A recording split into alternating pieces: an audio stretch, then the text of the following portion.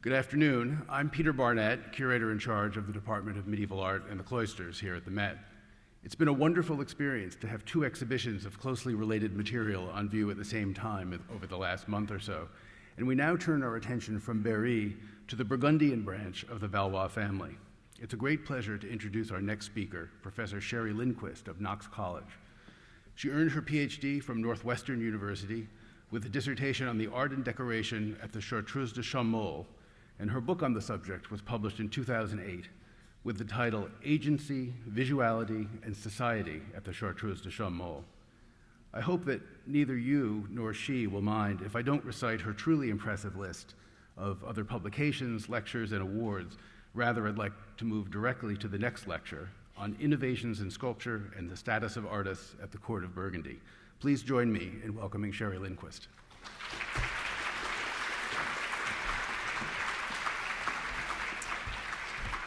First of all, I would like to thank Peter Barnett and the Metropolitan Museum of Art for inviting me. It's a great honor to be here to discuss the exquisite mourning figures that are displayed to such advantage in the exhibition and which play a pivotal role in the history of art. Over the century, these figures, which ornament the tombs of the first two Valois Dukes of Burgundy, have held a special fascination for the public. As early as 1410, the monks at the Charterhouse de Chaumol, the Carthusian Charterhouse for which the tombs were made, installed rails around them so that no one would, quote, bother or damage the images. In the 17th century, the monks complained that Anne of Austria and her ladies took some as souvenirs. And once, a little old lady carried one away in her apron.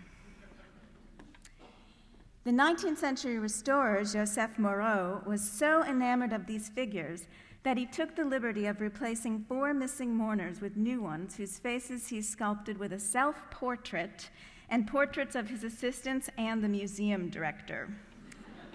As if we would believe that a 15th century mourner would have mutton chops.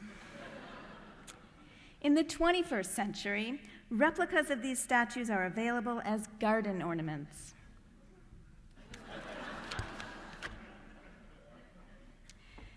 The novel appeal of these figures certainly seems to have created an impulse to try them out in new viewing contexts. Indeed, one of the things that's extraordinary about this exhibit is that it allows us to see aspects of the mourners that are not visible when they're at home on the tombs. When separated from the effigies of the ducal sovereigns, the objects of their grief, let's go back a little bit. The mourners remind us more forcefully about the ways in which, quote, mourning is a collective experience common to all people and all moments in history, as curator Sophie Jugy eloquently puts it. The displacement of the tombs in the early 19th century from monastery to art museum highlights another meaning, which they carry with them to the medieval sculpture hall here in New York. The museum setting asks us to think about these things as innovative works of art created by influential artistic personalities. 3 of the figures on display come from the earlier of the 2 tombs, the tomb of Philip the Bold, which is most associated with the renowned sculptor Klaus Schluter. Schluter probably carved 2 prototype mourners mentioned in the contract, but it was Schluter's nephew and successor, Klaus de Werve, who carved the effigy and the other mourners. Klaus Schluter is frequently compared to Michelangelo and is even thought worthy of his own commemorative statue and street in Dijon. I should mention that Schluter's famed Well of Moses, which has been closed to the public for decades, has just been magnificently restored and just reopened weeks ago. The revolutionary new sculptural style associated with Schluter first appeared on the portal of the Charterhouse de Chaumol, where heavily draped emotive figures are freed from the restrictions of the architectural frame to a degree not known since classical antiquity. We will see that the design of the miniature arcades that enclosed the mourners was also strikingly new, and that the architectural structures of the portal and the tombs both worked in sophisticated ways to frame the viewer's relationship to the Duke and Duchess. In this lecture, I would like to investigate and evaluate the lenses through which we see these 15th century sculptures, and to ask how a renewed understanding of the mourners in their late medieval context can help us to reconsider our own assumptions about artistic innovation and social meaning. The first thing we should do is to understand what is innovative about these sculptures and why these innovations may have emerged when and where they did. These mourning figures all come from tombs designed for the Charterhouse de Champmont in Dijon. This Carthusian Charterhouse is surely one of the best documented late medieval monuments, and there are thousands of folios of records that allow us to follow the building of the monument practically year by year. From these documents, we know that most of the art objects made for the monastery are lost. But even what little survives offers a picture of what must have been a spectacular showplace. The considerable funds needed for this new foundation originated in the inheritance of the Duchess of Burgundy, Margaret of Flanders, sometimes known as Margaret the Rich. And here's our cast of characters. She agreed to marry King John of France's youngest son, Philip, after much wrangling between John and his successor, Charles V, and Margaret's wily father, Louis of Malle. Philip was briefly known as the Landless before he got his improved sobriquet of the Bold. The Charterhouse de Champmont, founded in 1385, not long after the death of Margaret's father, was to serve as the dynastic mausoleum of a fledgling new principality, born when Margaret the Rich married Philip the Landless. The Duchy of Burgundy and Margaret's Netherlandish cities formed a wedge state between France and the Holy Roman Empire, as you can see. It was to become the home of one of the wealthiest and most culturally influential courts in 15th century Europe. The Duke's tomb was meant to be at the heart of the new monastic foundation. For it, Philip the Bold hired Jean de Marville, who had previously worked with the royal sculptor Jean de Liège on the architectural part of the tomb of Charles V. It was Jean de Liège who carved the superb effigy of Marie of France, a surviving fragment of which is in the exhibit. There is no surviving work to ascribe definitively to Marville, but we know that Marville had begun the portal sculpture and tomb when Klaus Lueder succeeded him as master sculptor of the Duke. Already, we begin to see that the artistic innovation credited to Klaus Lueder emerged over several decades under the direction of 3 master sculptors and their workshops. Setting aside for the moment the question of who was responsible for it, we can note that the new sculptural style associated with Champmont is distinguished by voluminous drapery, emotive, individualized faces, and majestic, earthbound bodies. It is a mode that counters the then prevailing international style, which favored sinuous, elongated figures, graceful drapery, aristocratic fashions, exaggerated contrapposto poses, mannered gestures, and idealized faces. Thanks to our previous speaker, Christopher de Hamel, we know much more about one of the masterpieces of this style, the celebrated Belles Sœurs by the Lambert brothers, which is at the center of the Met's concurrent exhibit, The Art of Illumination. Klaus Lueder's successor, Klaus de Werve, achieved a harmonious blending of the new weightiness associated with Lueder and international style refinement in his work. His tender Virgin and Child, which is in the exhibit, projects an aura of stability and majestic repose. Her symmetrical facial features and wavy hair, which creates a witty visual pun by blending with a golden tassel on her mantle, the child's adorable plumpness and golden ringlets, all are aspects that exemplify the reliable appeal of the international style. De Werve's St. Paul, also on display, is a study in counterpoise. The uncovered hand carrying the book balances the shrouded hand on the sword.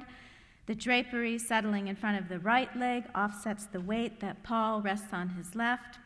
The vertical folds from shoulder to floor counter the horizontal sweep of the saint's cloak, and the gentle twist of Paul's body reveals an underlying chiastic composition.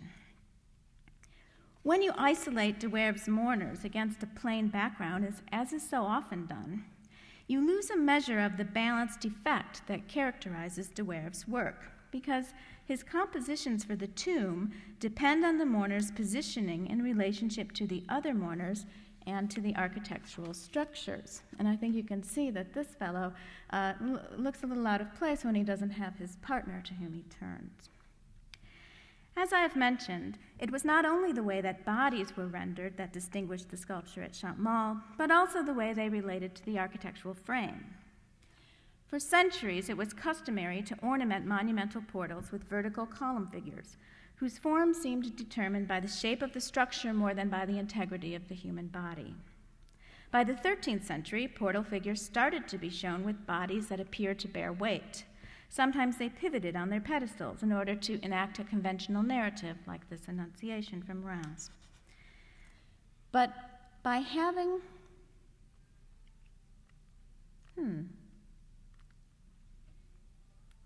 I need this to go forward one. Thank you.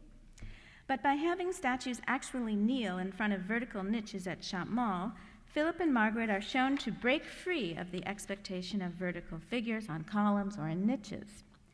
Art historians locate here a new conception of monumental sculpture as an independent three-dimensional medium that no longer must play second string to the requirements of the programmatic design of a facade, a choir screen,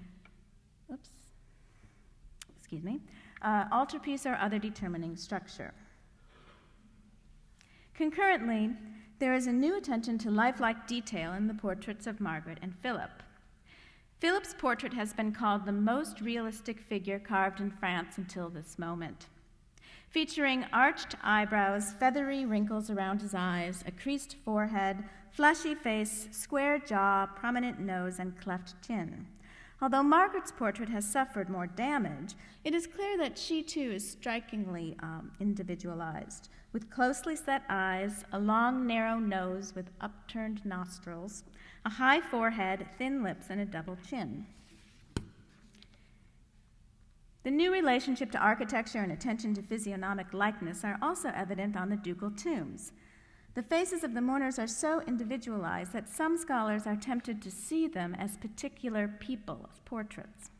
It's been proposed, for example, that the final mourner, the one who's dramatically sweeping off his hood here, was Jean Gerson, the famed theologian. Well, there's no real reason to believe this. An accurate physiognomic likeness is very hard to measure with regard to any medieval rendering of a long-dead subject, Philip and Margaret included.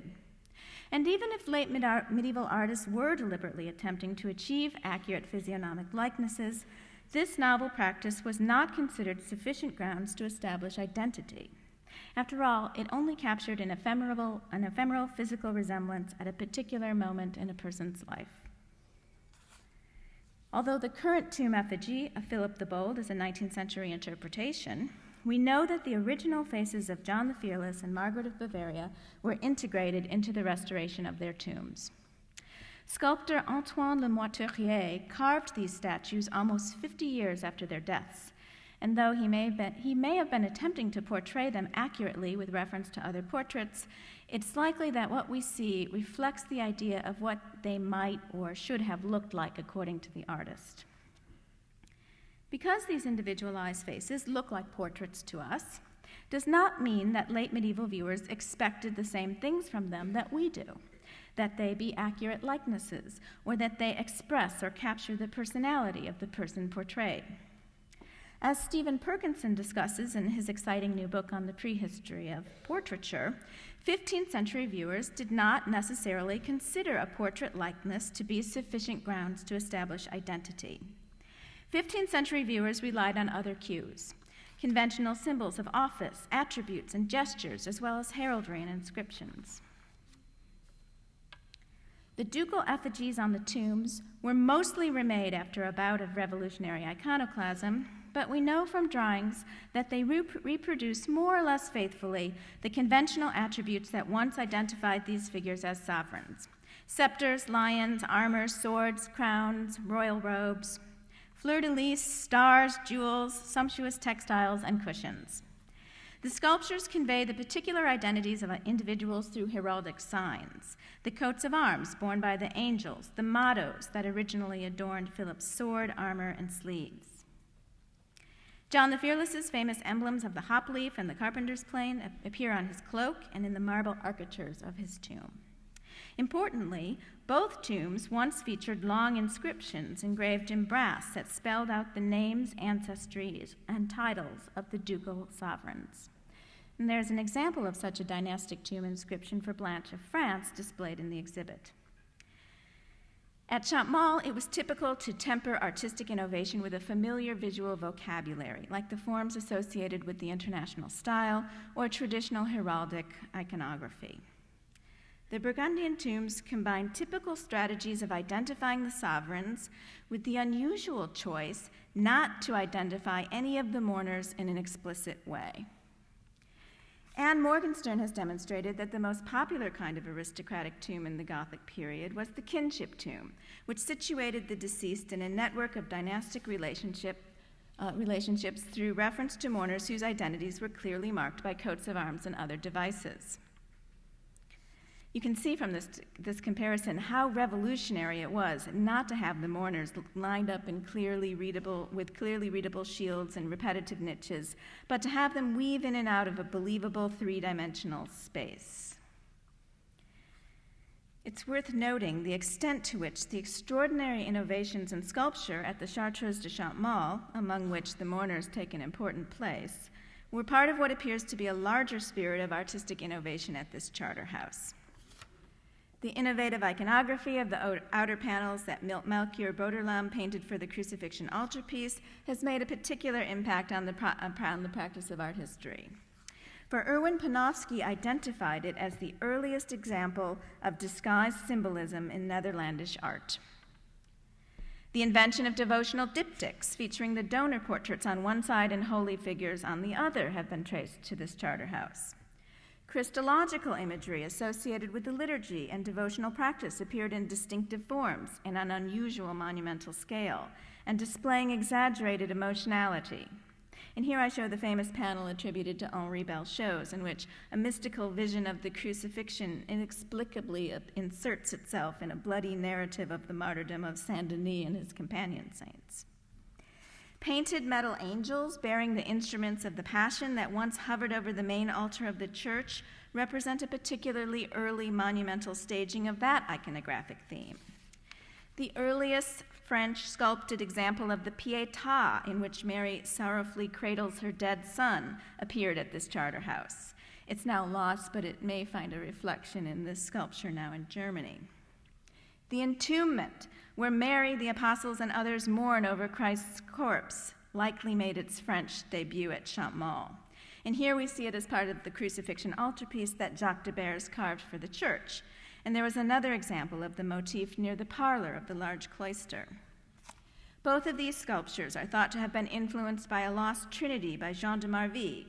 They exemplify an uncommon standing type of Trinity traced to Champmont that accentuates the display of Christ's tortured body and thus dramatizes his incarnation.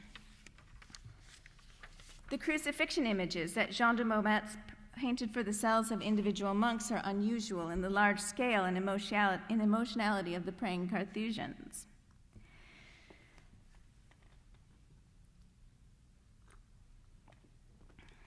At this point, it makes sense to return to my earlier question of what was it about this place, the Charterhouse de Champmont, that enabled so much innovation? Questions about the conditions that foster artistic innovation can help us understand the nature of creativity as well as how art conveys different kinds of meaning in societies. The dominant art historical narrative typically credits individual artists for changes in style. We're so used to this model that it sounds to us like a paradox that George Braque said of the invention of Cubism with Pablo Picasso that, quote, "We were prepared to efface our personalities in order to find originality." Those of us who know even a little bit about Picasso suspect that Braque was speaking only for himself. The idea that innovation belongs to outstanding artistic geniuses is entrenched in our notion of the avant-garde. That the Middle Ages is often not seen as a period of artistic innovation, not true, by the way, is partly because we know so little about the individuals who created the art. When we notice the appearance of a recognizable new style, art historians hypothesize a master and name him with varying degrees of art historical imaginativeness, such as the dignified headmaster of Chartres, the descriptive master of the large foreheads, and the enticing master of the erotic extensions. The word master presumes a male artist, even though we know that nuns as well as monks made art, and that artistic workshops were often family affairs in which all members participated actively. Art historians have mined the documents from Champmont to extract scanty biographical information about master craftsmen like Klaus Sluter, who is identified as the dominant artistic personality.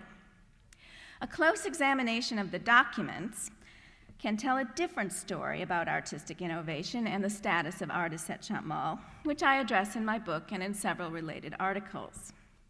I can only briefly summarize here some conclusions to work with. At a time when Europe was a strange mixture of feudal manorialism and market economy, artists at the Burgundian court operated as aspiring courtiers, entrepreneurial contractors, ducal administrators, and as subjects owing labor to the lord. The urgency of the project for the ducal couple and the sheer size of the enterprise meant that skilled workers were brought from throughout the region and beyond, and that they needed to be managed in the duke's customary absence. The administrative system gave to the master craftsmen powers and responsibilities that were commensurate with those of ducal officials. Language in the documents does not appear to acknowledge artistic skill or aesthetic success as much as loyalty and good service, the same kind of language used to reward ducal officials and other workers. Artists seem to have raised their status by skillfully fitting into the system rather than standing out from it. Many key artistic decisions were made by committee. Relevant officials, monks, and artists held meetings, gathered around templates and plans, shared living quarters, and certified each other's work. And just as projects guided by committees benefit from varied expertise and multiple perspectives, they could also end in bad decisions and mediocre results. And this happened a lot at Champmont, although they don't turn up very much in the art history books.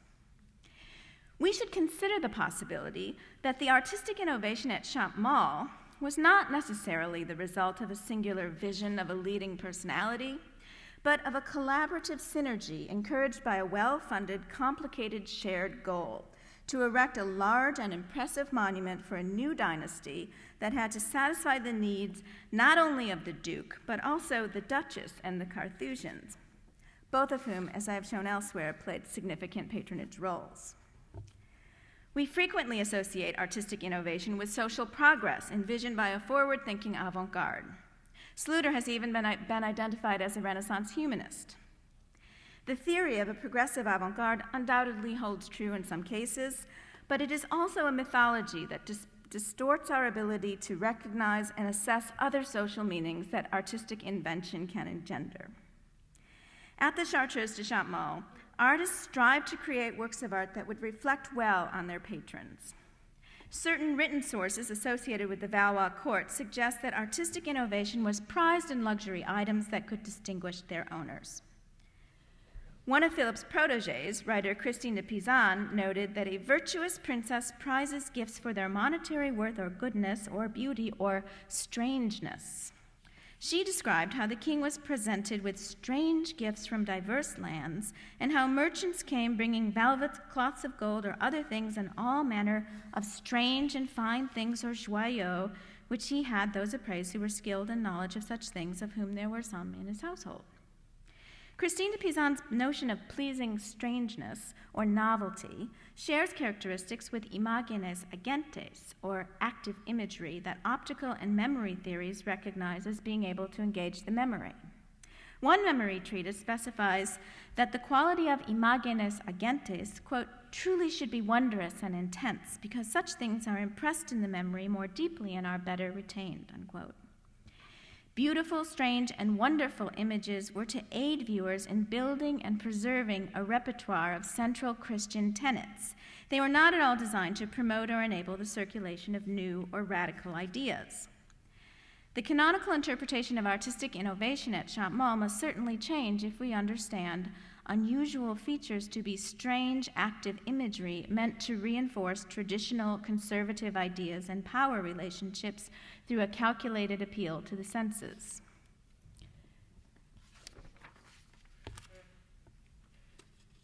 In my book, I argue that the revolutionary new relationship of figures to architecture at Champmont operated with other visual strategies at the Charterhouse to project the alliance of two elite conservative institutions, the aristocratic court at Burgundy and the Carthusian order. Since our object of study here is the tombs, I will be focusing more on the ducal sovereigns here. But know that the art at Champmont also has much to do with reinforcing the status of the Carthusians as feudal lords in their own right. The portal sculpture teaches viewers how they should relate to images of the Duke and Duchess. From below, we witness their privileged interaction with the divine as overlarge saints present them to a vision of Mary and Christ. To perceive this as a single event, we must visualize the scene as taking place in an imaginary plane in front of the portal, a fictional space where we as viewers can't actually exist.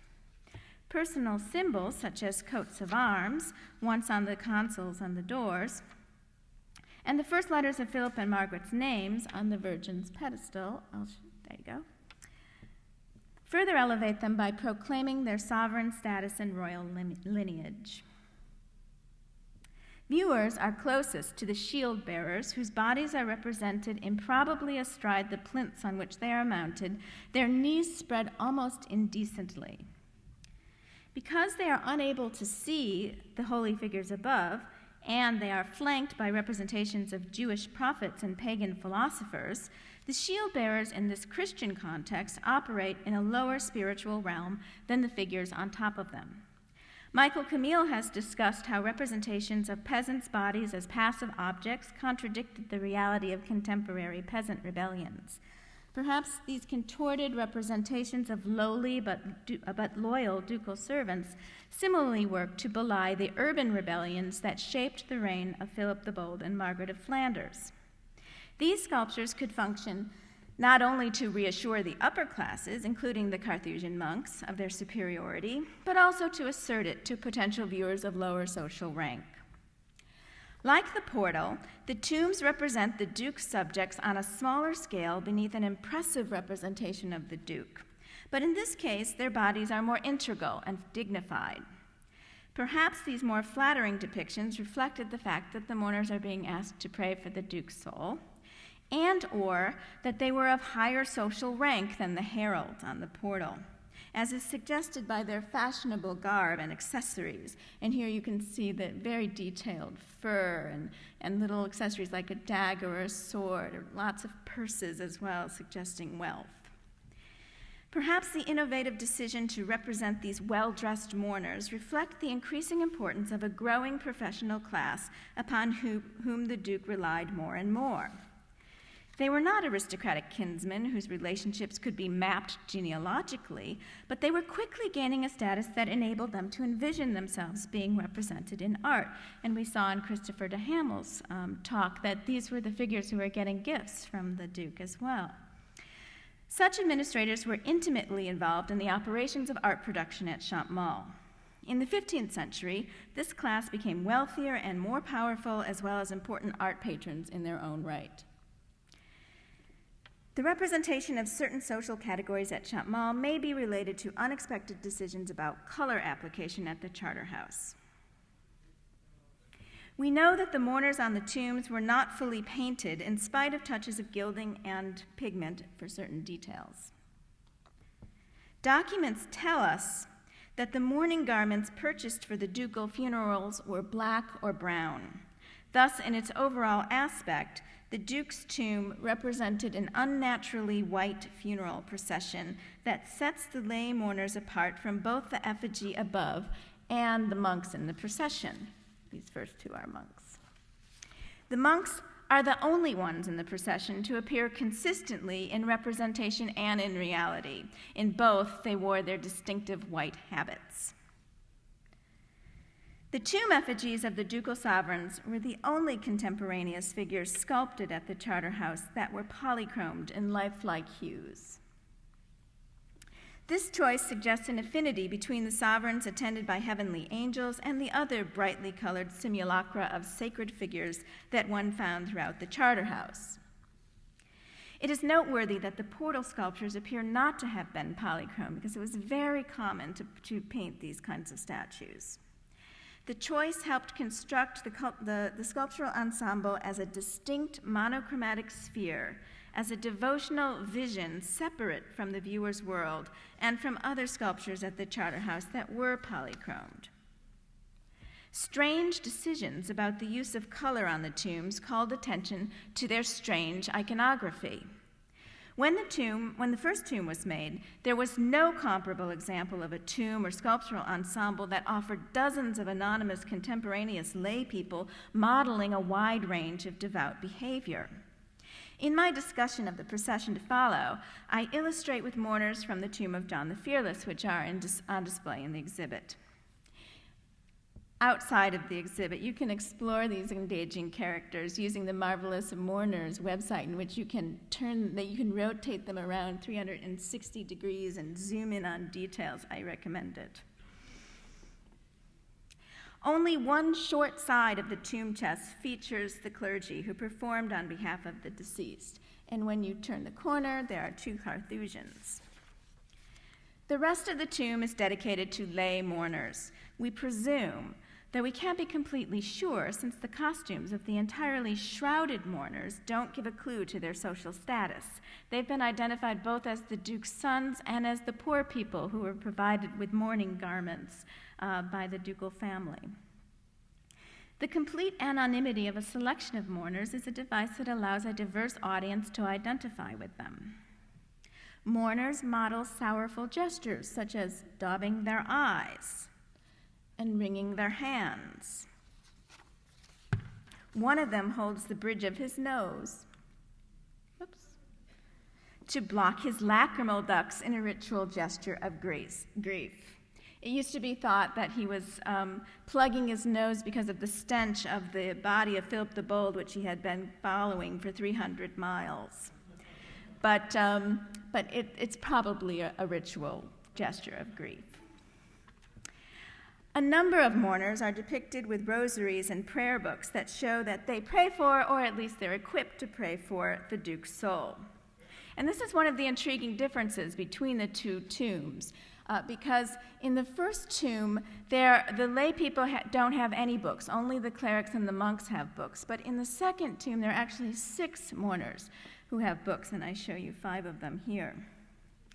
These lively figures invited an intimate response. They asked viewers to identify with them and, like them, to mourn and pray for the Duke and Duchess, the visual equivalent of the written inscriptions on the tombs that asked this explicitly. In contrast, the conservative and solemn ducal effigies apparently lacked even a hint of the expressive and dynamic features of either the mourners or the portal sculptures. Royal effigies typically projected stability and permanence in the face of a sovereign's death and invoked the ideal state of the body as resurrected in paradise.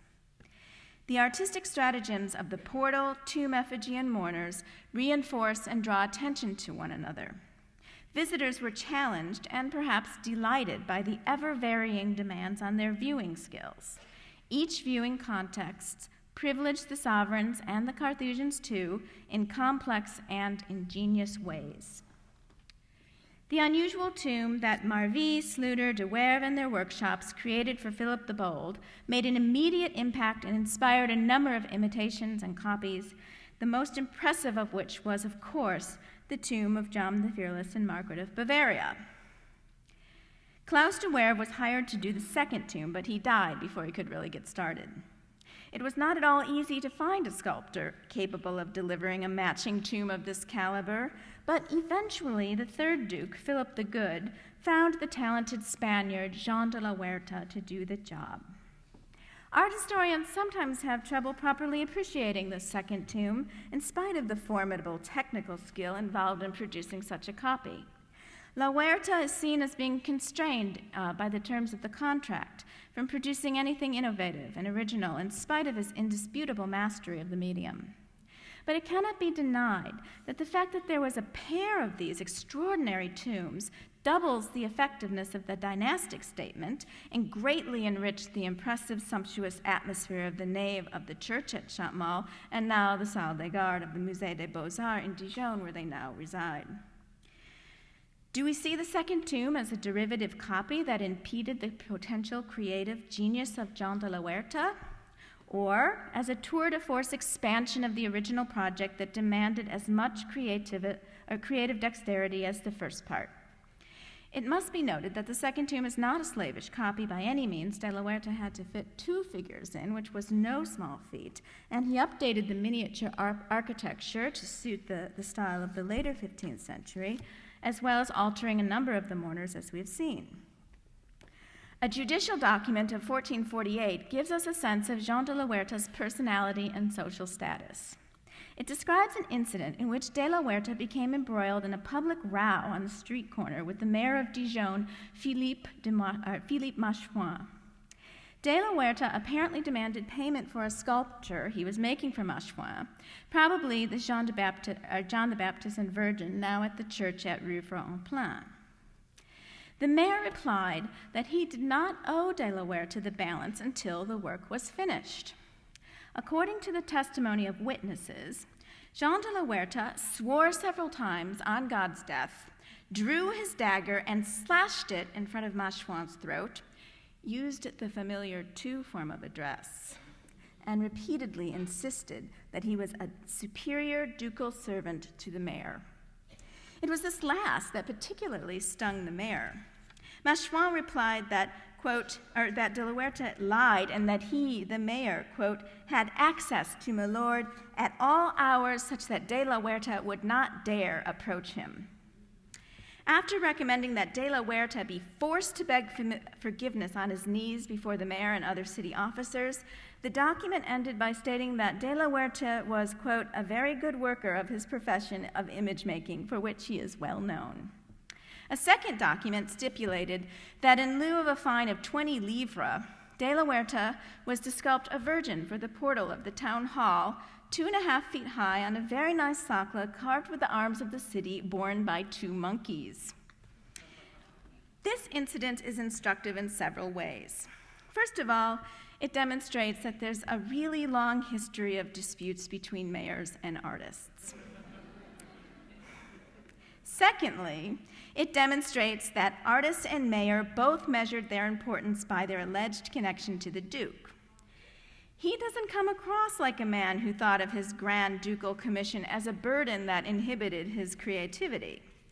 His skill as a sculptor clearly elevated his status in the community, and though municipal officials may have wanted to teach the haughty sculptor a lesson, they had to acknowledge that he was good at what he did, and they themselves clearly wished to engage his services. That they required an image from him in lieu of a fine indicates perhaps that under the circumstances they thought that de la Huerta would not otherwise accept the commission. De la Huerta's claims of high standing with Philip the Good were in fact probably exaggerated, as the mayor's claims of access must also have been. Philip the Good only came to Dijon once, 5 years previous to this incident. Philip the Good's certainly de la Huerta did not seem to achieve the same level of professional success as his predecessors Jean de Marville, Klaus Sluiter, and Klaus de Werve. He was not designated as they were as valet de chambre, which was a special status in the Duke's household, and he was paid less than them. In contrast to the favorable terms enjoyed by the artists who worked on Philip's tomb, de la Huerta's contract for John and Margaret's tomb required him to swear an oath, put up all his property and that of his heirs as surety for the sum's advance, and go to prison if it was broken. While Klaus Sluiter's contract stipulated that he was exempt from responsibility if the alabaster slabs for Philip the Bold's tomb were to be broken during transport, de la Huerta's contract specified that he take the risk for carting the alabaster. Thus, it's small wonder that when the slab was broken, Jean de la Huerta fled Dijon for good. John the Good had to hire another sculptor, Antoine Le Moiturier, to render the effigies and assemble the more or less completed tomb chest and mourners that de la Huerta left behind. It may be that Jean de la Huerta's professional and social decline is attributable to bad luck, lack of business acumen, and/or a quick temper. But the contrast between the careers of de la Huerta and his predecessors may also be due to the fact that during the careers of Marvy, Sluiter, and to a lesser degree de Werve, Dijon was a vibrant artistic center fueled by the ducal couple's desire to erect, quickly, a grand dynastic monument. By de la Huerta's time, the court had moved to the Duke's northern territories, and Philip the Good had leased the former workshop of Marvy, Sluiter, and de Werve to one of his financial officers, thus closing the long period in which sculptural production in Dijon was dominated by the ducal workshops. We are well aware that certain times and places seem to foster centers that produced artworks of remarkable quantity and quality, where there was unusual artistic ferment, innovation, and exchange realized through productive collaboration and rivalries both. And yet, our current narrative favors and mythologizes certain personalities, the Sluiters, Michelangelos, and Picassos, more than the Braques, de la Huertas, and Le Moiturier. In this new age of global intellectual communities, we would be well served to seek models that offer insight into how to maximize opportunities for collaborative creativity. The focus on personality and biography as the primary explanation for artistic innovation tends to squeeze out more complex and compelling interpretive possibilities. Images have a special ability to accrue meanings and to convey multiple, even contradictory messages. When we look at the mourners in the exhibit and the tombs from which they are taken, we can see the sumptuous relics of a frequently romanticized lost age. At the same time, they represent the trappings of a repressive regime and a visual attempt to project the alliance of conservative powers. These objects take part in a narrative that posits a new artistic self-consciousness in Northern Europe, standing both at the origin of the French Renaissance and a much exalted Netherlandish tradition of naturalistic effects. They are aesthetic masterpieces, testimony to the heights of human skill and imagination, at once the expression of individual artists and patrons and of a collective ethos. They bear witness to an unfamiliar medieval devotional sensibility, and they also invoke the universal human need for grieving and commemoration. If you came today expecting to find one or two of these things, I hope you leave having noticed another, or even having glimpsed a whole network of interconnected meanings that we have yet to exhaust, but which continue to exert a pull on our collective cultural identity and art historical imagination. Thank you.